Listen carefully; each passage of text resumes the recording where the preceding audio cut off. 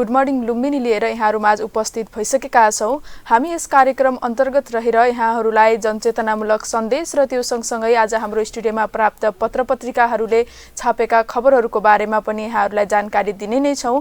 अब भने लाग्छौँ आजको हाम्रो जनचेतनामूलक सन्देशतर्फबाटै।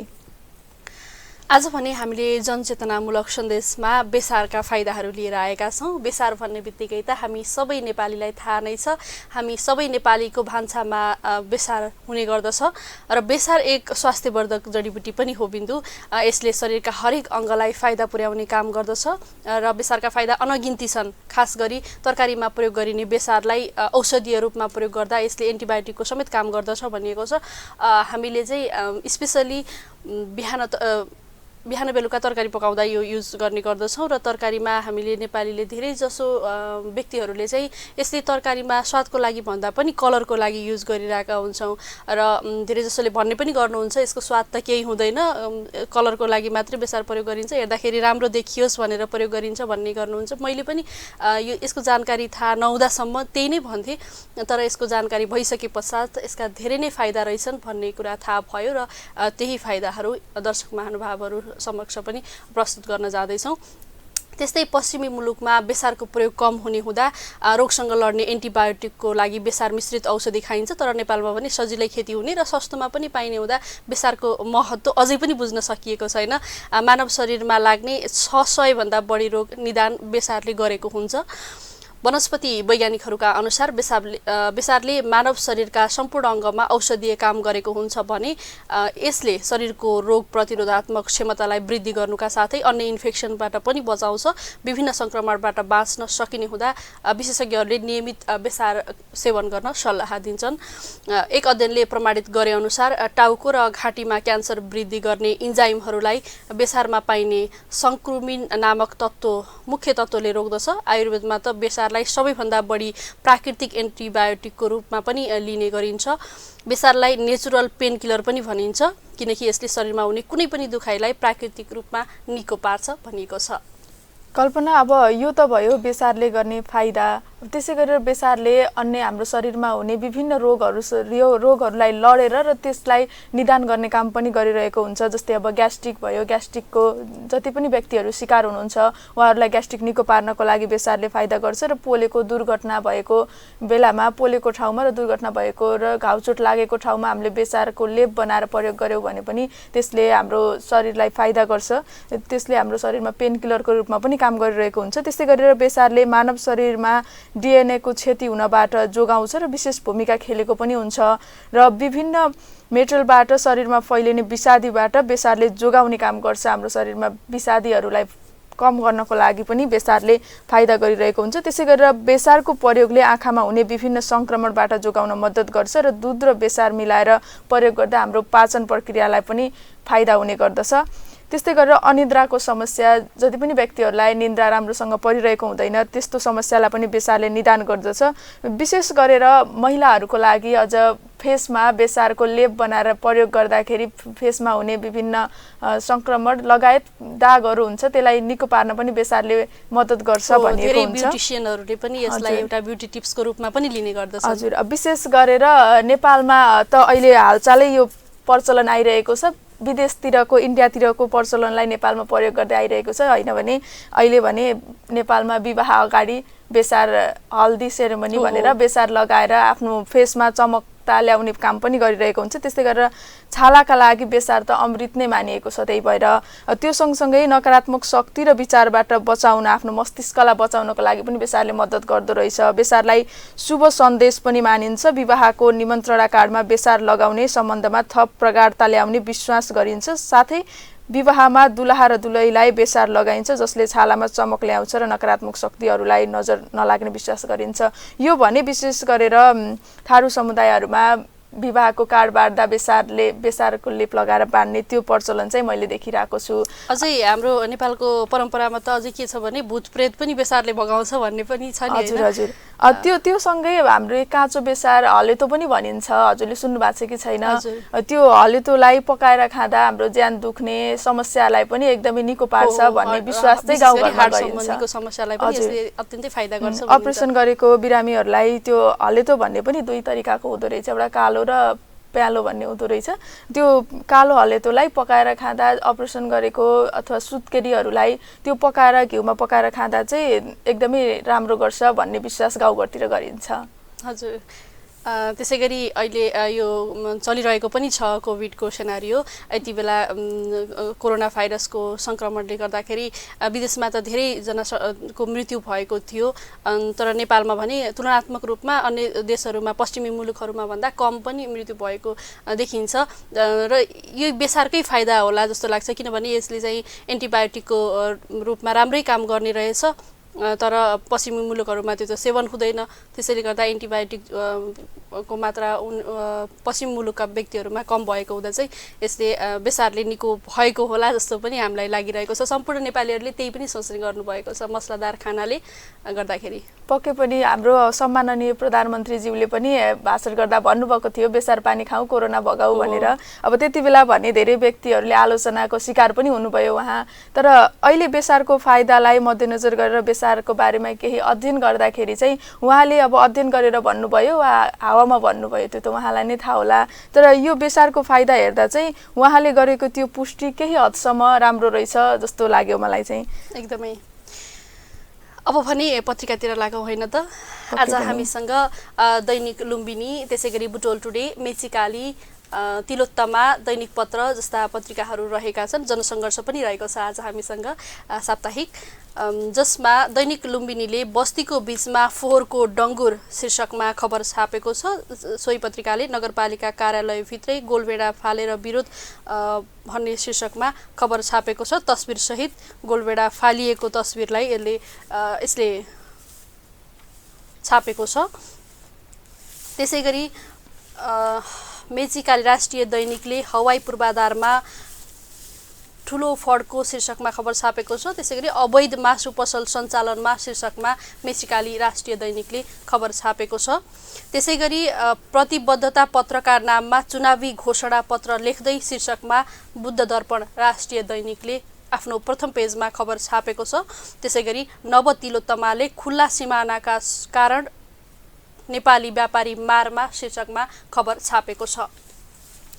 त्यस्तै दैनिक लुम्बिनीले बस्तीको बीचमा फोहोरको डङ्गुर भन्ने शीर्षकमा छापेको खबरमा प्रतिमा गौतमले लेख्नुहुन्छ, बुटोल उपमहानगरपालिका वडा नम्बर 11 का 60 वर्षीय धनबहादुर पाटा मगर उपमहानगरपालिकाले फोहोर व्यवस्थापन गर्ने कार्य व्यवस्थित नगरेको विषयप्रति दुखित छन्। बुटोल उपमहानगरपालिकाले अहिले बुटोल उपमहानगरपालिका वडा नम्बर 11 पवित्र नगर तिनाउ नदी किनारमा फोहोर थुपार्ने काम गरेको छ, तर सोही तरिकाले फोहोर व्यवस्थापन नगरेको भन्दै स्थानीय चिन्तित बनेका छन्। फोहोर व्यवस्थापनका सन्दर्भमा धनबहादुर पाटा मगर भन्छन्, दमको बिरामी छु, यो फोहोरले खारले गर्दा अझै बढी गाह्रो हुन्छ। फोहोर फालेपछि राम्रोसँग पुर्नु पर्ने हो, कहिलेकाहीँ पुर्छन्, धेरै यत्तिकै हुन्छ। उनी थप्छन्, हुन त म एक्लैले भनेर के हुन्छ होला, तर सानो लापरवाहीले गर्दा यहाँ त बस्नै गाह्रो भयो। उनी मात्र होइन, पवित्र नगरकै बसन्ती सोमैको पनि गुनासो उस्तै छ। उनी भन्छन्, साँझ 4 बजेपछि त घरमा माखाले घेरेर अति गाह्रो हुन्छ। पकाएको खाना जोगाएर खान सकिएको छैन। उनलाई आफ्ना बच्चालाई सफा वातावरणमा राख्न नपाएको दुःख छ भन्ने खबर बुटोलको फोहोर व्यवस्थापन सम्बन्धी गरेको लापरवाही सम्बन्धी खबरलाई लुम्बिनी दैनिकले आफ्नो प्रथम पृष्ठमा न्यूनतम मापदण्ड पनि अपनाउँदैन, उपमहानगरपालिका स्थानीयहरूलाई पकाएको खाना कसरी जोगाएर मुखमा पुर्याउने भन्ने चिन्ता छ भन्ने उपशीर्षक राखेर खबर छापेको छ। त्यसै गरी राष्ट्रिय दैनिक मेचीकाली सन्देशले अवैध मासु पसल सञ्चालनमा शीर्षकमा खबर छापेको छ। अवैध मासु पसल फुटपाथमा राखिएको मासु पसलका फोटो सहित यसले खबर छापेको छ। रूपन्देहीमा 500 बढी मासु पसल अवैध रूपमा सञ्चालन भइरहेका छन्।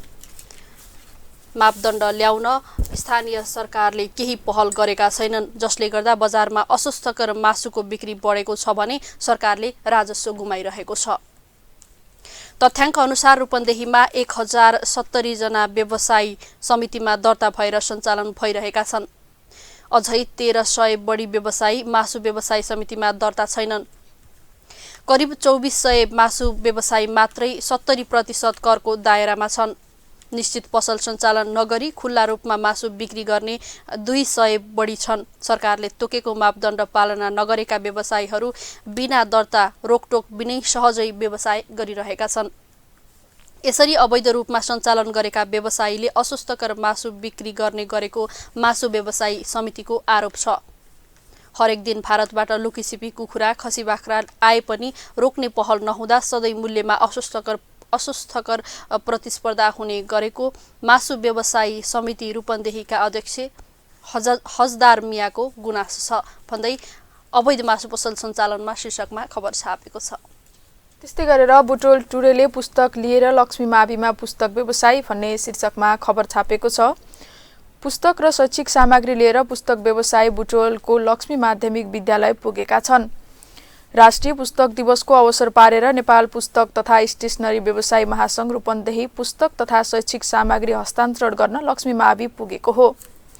नेपाल पुस्तक तथा स्टेसनरी व्यवसायी महासंघका केन्द्रीय अध्यक्ष मनहरी बस्यालले विभिन्न अवसर पारेर सामाजिक काम उत्तरदायित्वको काममा सरिक भएको रूपन्देही महासंघलाई धन्यवाद दिए। उनले प्रदान गरिएका सामग्री विद्यालयका बालबालिका शिक्षक साथै समुदायका लागि उपयोगी हुने बताए। बुटोल महानगरपालिका वडा नम्बर 4 का अध्यक्ष टङ्क पराजुलीले विद्यालयको शैक्षिक उन्नयनको लागि स्थानीय सरकार सबैसँग हातमालो गर्न तयार रहेको पनि बताएका छन् भन्ने खबर बुटोल टुरेले आफ्नो दोस्रो पृष्ठमा छापेको छ। त्यसैगरी बुद्ध दर्पण राष्ट्रिय दैनिकले प्रतिबद्धता पत्रका नाममा चुनावी घोषणा पत्र लेख्दै शीर्षकमा खबर छापेको छ। संसद पुनर्स्थापना हुनुपर्ने जोरदार माग सहित आन्दोलनमा रहेको नेकपा प्रचण्ड नेपाल समूहले अनौठो काम थालेको छ। सो समूहले आम नागरिकलाई विश्वास दिलाउन प्रतिबद्धता पत्र लेख्ने गृह कार्य थालेको जनाएर चुनावी घोषणा पत्र बनाउन जुटेको रहस्य पुष्टि भएको छ। संघर्ष समितिका संयोजक नारायण काजी श्रेष्ठको संयोजकत्वमा प्रतिबद्धता पत्र लेख्ने कार्यदल बनेको सार्वजनिक भएको छ। गएको माघ 26 मा बसेको संघर्ष समितिको बैठकले श्रेष्ठको संयोजकत्वमा कार्यदल गठन गरेको हो। प्रतिबद्धताको मस्यौदा तयार पार्न बनेको कार्यदलमा भीम रावल, सुरेन्द्र पाण्डे, घनश्याम भूषाल, जनार्दन शर्मा, वर्षमान पुन, लीलामणि पोखरेल, बेदुराम भूषाल लगायत सदस्य छन् भन्दै प्रतिबद्धता पत्रका नाममा चुनावी घोषणा पत्र लेख्दै शीर्षकमा बुद्ध दर्पणले खबर छापेको छ। त्यस्तै गरेर दैनिक लुम्बिनीले नै आफ्नो प्रथम पृष्ठमा नगरपालिका कार्यालयभित्रै गोलभेडा फालेर विरोध भन्ने शीर्षकमा खबर छापेको छ, जसमा गौरीशंकर जयसवाल लेख्नुहुन्छ, पश्चिम नवलपरासीको बर्दघाट नगरपालिकाका किसानहरूले आफूले उत्पादन गरेको गोलभेडा नगरपालिकाको कार्यालयभित्रै फालेर विरोध गरेका छन्। आफूले उत्पादन गरेको टमाटरले बजार नपाएको र बाहिरबाट आयातित टमाटर बजारमा खपत भएको भन्दै किसानहरूले विरोध स्वरूप नगरपालिकाको गेटदेखि प्रत्येक कोठा र गल्लीमा टमाटर फालेर विरोध जनाएका हुन्। किसानहरूले विरोधका क्रममा 30 क्विन्टल टमाटर 2वटा गाडीमा ल्याएर नगरपालिकाको गेटदेखि प्रत्येक कोठा र गल्लीमा फालेका छन्। अहिलेको बजार मूल्य अनुसार 30,000 मूल्य बराबरको टमाटर बर्दघाट नगरपालिका वडा नम्बर 14 र 7 का किसानहरूले फालेका हुन्। यता बर्दघाट नगरपालिका नगर प्रमुख धीरज शर्मा बस्यालले भने बजारीकरणका लागि नगरपालिकाको पहल गर्न सक्ने अवस्था रहँदै पनि बिना जानकारी किसानलाई उल्काएर किसानमाथि राजनीति गरेको बताए। उनले किसानहरूको आन्दोलनमा वडाध्यक्ष स्वयंले प्रत्यक्ष रूपमा आन्दोलनको अगुवाई गर्नु जायज नभएको समेत बताएका छन् भन्ने खबरलाई लुम्बिनी दैनिकले आफ्नो प्रथम पृष्ठमा छापेको छ। त्यसैगरी स्टुडियोमा प्राप्त विभिन्न पत्रपत्रिकाहरूले विभिन्न शीर्षकमा सम्पादकीय लेखेका छन्। दैनिक पत्रबाट विद्यालयमा जङ्क फुड निषेध शीर्षकमा छापिएको सम्पादकीयलाई यति बेला जोड्न चाह्यौं। सरकारले देशैभरका सबै सामुदायिक विद्यालयमा जङ्क फुड अर्थात् पत्रु खाना खुवाउन निषेध गरेको छ। शिक्षा तथा मानव स्रोत विकास केन्द्र सानोठिमीले सार्वजनिक गरेको विद्यालय दिवाखाजा व्यवस्थापन सहयोगी पुस्तिकामा सामुदायिक विद्यालयका प्रारम्भिक बाल विकासदेखि कक्षा 5 सम्मका विद्यार्थीलाई दिवाखाजामा जङ्क फुड खुवाउन निषेध गरिएको छ। केन्द्रले स्थानीय स्तरमा उत्पादन हुने खानेकुरालाई नै प्राथमिकतामा राख्दै विभिन्न 60 प्रकारका मेनु समेत तयार गरेर पुस्तिका सार्वजनिक गरेको छ। त्यसका लागि सरकारले विद्यार्थीलाई दिवा खाजाका लागि 7 अर्ब 72 करोड 93 लाख 30 हजार रुपैयाँ विद्यालयमा पठाएको छ। यसबाट देशभरिका 29 लाख 40 हजार 789 विद्यार्थीलाई विद्यालयमा दैनिक खाजा निशुल्क उपलब्ध गराउने लक्ष्य रहेको छ। सरकारको यस निर्णय निकै सकारात्मक रहेको छ। हामी सबैजसो बेखबर छैनौँ कि जङ्क फुड स्वास्थ्यका लागि हानिकारक छ, तर अहिलेको पुस्ताको दैनिकीमा जङ्क फुड अभिन्न रूपमा जोडिएको छ। जङ्क फुडको स्वाद नलिएसम्म उनीहरूको तलतल मेटिँदैन, किनभने जङ्क फुड तुलनात्मक रूपमा स्वादिलो हुन्छ। यही स्वादको चक्करमा अहिले जङ्क फुड सेवन गर्नेहरू बढ्दो छन्। जङ्क फुड स्वादिलो बनाउनका लागि जे चिज प्रयोग हुन्छ त्यो स्वास्थ्यवर्धक हुँदैन, हाम्रो शरीरको लागि अत्यन्तै हानिकारक हुन्छ। यो कुराको जानकारी विद्यालय स्तरबाट नै सिकाउनु पर्दछ। बालबालिकाको सुरुवाती वर्षहरूमा दिइने शिक्षा र लगानीले उनीहरूका परिवार र समग्र समुदायलाई नै दीर्घकालीन प्रतिफल दिन्छ। नेपालको वर्तमान परिप्रेक्ष्यको कुरा गर्नुपर्दा अहिले धेरैजसो मानिसको तयारी खाना विषाक्त छ। हाम्रा भान्साहरू मुखको स्वादमा चल्ने गरेका छन्। हामीले खाइरहेका खानाले शरीरलाई ऊर्जाभन्दा विष नै दिइरहेको छ। त्यसमा अझ साना स्कुलले बालबालिकाको हकमा त अवस्था झनै भयावह रहेको छ। तयारी खानाका कारण बालबालिकाको स्वास्थ्यमा निकै असर गरेको छ।